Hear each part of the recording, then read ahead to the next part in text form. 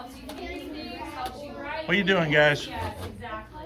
Okay, so write that down. Operating. Are you guys studying the human body? Yes. Awesome. Good job. Save that patient's life. How does this movement help you do things like or grab items? So where are you going to write there?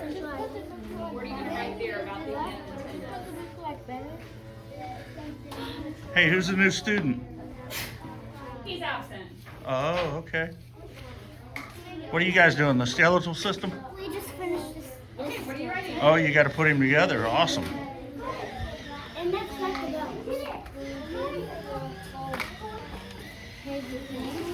Right, so you need those to help you grab things and hold things, right? Okay, write that down. You only have a couple more minutes at this station.